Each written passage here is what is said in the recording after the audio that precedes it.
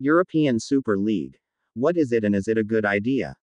Talk of a European Super League has been around since the 1980s, with many top football leagues in Europe afraid of such a competition forming. The UEFA Champions League, in its current incarnation, is the closest thing to a European Super League at the moment. When it was rebranded in 1992 from the original European Cup, it was felt that the competition would overshadow and potentially cause the end of domestic football as it is known.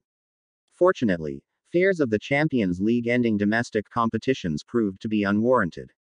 Still, talk of a European Super League continues to be heard. In spite of the talk, there is still no definitive idea of what the European Super League would look like. Or is there? What is a European Super League? In 2018, Germany's Der Spiegel reported on a European Super League after uncovering documents from football leaks outlining the competition. The idea was for the top European football clubs to break away from UEFA and start their own competition in 2021. The report by Der Spiegel sent shockwaves through football, with clubs afraid they wouldn't be a part of the competition and fans feeling that another tournament would be too much in the landscape of football.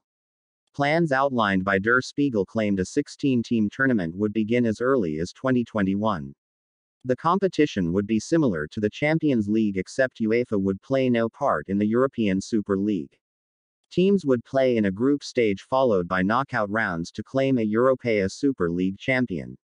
The format of the competition would favor some of the strongest, biggest clubs in European football. Of the 16 teams contesting the competition, 11 would be labeled as core founding clubs. These 11 clubs would be guaranteed their places in the Super League for 20 years. The clubs would be immune to relegation. The other 5 places would be made up of teams that could be relegated from the competition. It is claimed that a European Super League would usher in the end of the Champions League, the most popular cup competition in world football. It is also believed that a Super League would negatively affect domestic competitions, as clubs would focus on the breakaway competition due to the amount of money at stake. Which teams would play in the European Super League? In the documents uncovered by Der Spiegel, a who's who list of teams were listed as founding members. Those clubs included Barcelona, Real Madrid, Arsenal, Chelsea, Liverpool, Manchester City, Manchester United, Juventus, AC Milan, Paris Saint-Germain, and Bayern Munich. It is a list that features 11 of the most historic and currently strongest clubs financially in the world. According to the document, the 5 guest clubs in the competition would be Atletico Madrid, Borussia Dortmund, Inter Milan, Marseille, and Roma. The rotating guest teams could change from year to year, as a secondary competition would be set up to provide promotion and relegation to those rotating clubs. In essence, the secondary competition would be similar to a second division league akin to the Premier League and the EFL Championship. Why establish a European Super League? Television money is a key ingredient in the European Super League recipe. Building a competition with the best clubs in Europe would eliminate the predictability of the Champions League group stage. A predictable group stage leaves fans uninterested in tuning in to watch games, which has plagued the Champions League in recent seasons. Unfortunately, the biggest clubs in Europe do not see the forest for all the trees. They claim playing each other in the European Super League will increase revenue amongst themselves. The problem with the biggest clubs playing multiple times a season is that fans will become jaded to the matches.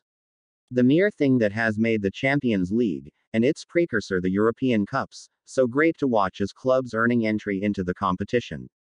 Look at the 2019-20 Champions League and the excitement it has brought to fans. Atalanta made it to the quarterfinals, while teams such as RB Leipzig and Lyon eliminated 2 of the biggest teams in Europe, Atletico Madrid and Manchester City, respectively. A revamped Champions League could be the way forward for clubs. However, even revamping the competition won't completely end the talk of a European Super League. Will a European Super League be established? For years, the idea of a European Super League has been kicked around, but only in the last 5 years has it really become something possible of occurring. One of the reasons the Super League has become more than just an idea is due to American businessman Charlie Stillitano. He is the founder of the International Champions Cup, a summer preseason tournament that invites the biggest clubs in European football to play matches in North America and Asia. Stillitano spoke with leading English football club officials outlining ways to make even more money. The amount of money flowing into football that is up for grabs has made the biggest clubs sit up and consider founding Super League.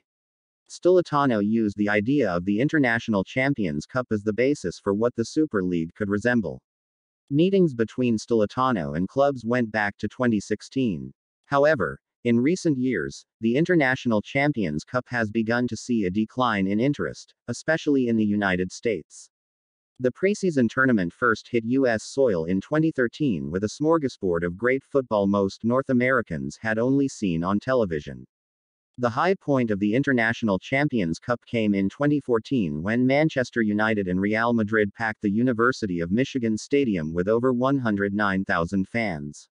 Since then, attendances have decreased. According to The Guardian, in 2018, attendances for the summer North American tournament dwindled by 18.6%. The tournament has gone from attracting loads of attention to teams playing in half-full NFL stadiums. What does the International Champions Cup have to do with a European Super League? Well, other than Stillitano being associated with both, the new competition would be very similar to the glorified friendlies played in North America under the International Champions Cup banner. Instead of being friendlies, the games would be for silverware, however. Regardless, seeing the same teams year in, year out would grow tiresome.